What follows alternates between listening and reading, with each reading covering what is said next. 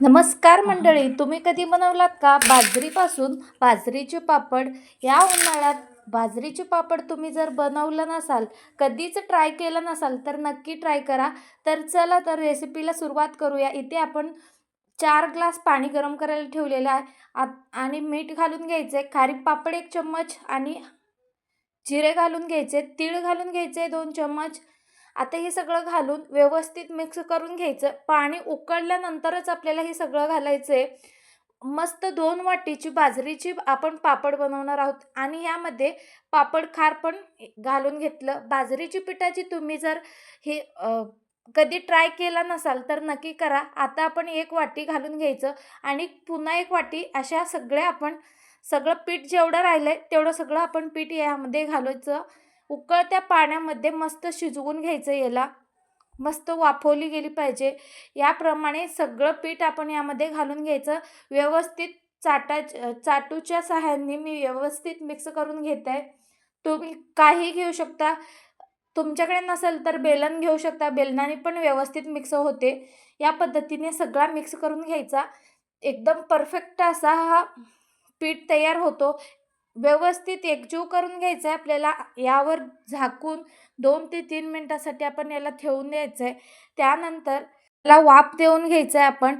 तर सगळे आपण एकजीव करून घ्यायचं आणि थोडेसे याचे गोळे करून घ्यायचे. व्यवस्थित याला एका कॅरी बॅग घ्यायचे, कॅरी बॅगमध्ये घालून व्यवस्थित अशी मॅश करून घ्यायचे, व्यवस्थित मिक्स करून घ्यायचं आहे.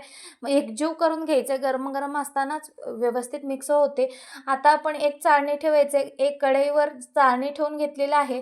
त्यामध्ये हे सगळं पीठ आपण रोल करून ठेवून द्यायचं आहे. पीठ वाफवून घ्यायचं आहे. पीठ वाफवून 5 ते 10 मिनिटात आपलं पीठ वाफवली जाते. आता आपण ते पीठ पुन्हा कॅरी बॅगमध्ये घालायचे तोच आणि व्यवस्थित मिक्स करून घ्यायचं या पद्धतीने. सगळं व्यवस्थित मिक्स करून घ्यायचं. इथे पाहू शकता व्यवस्थित गोळा तयार होतो.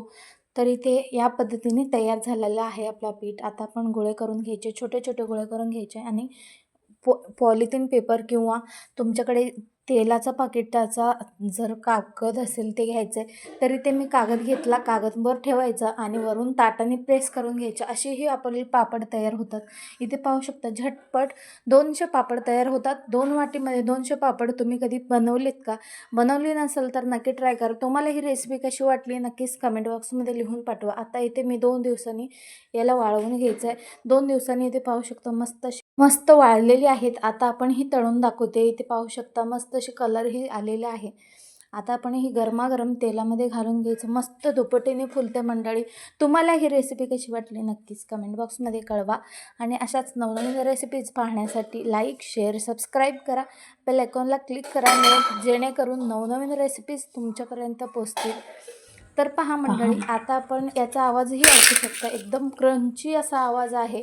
तुम्ही हे ट्राय करा. जाता जाता लाईक, शेअर, सबस्क्राईब करा. Bye bye.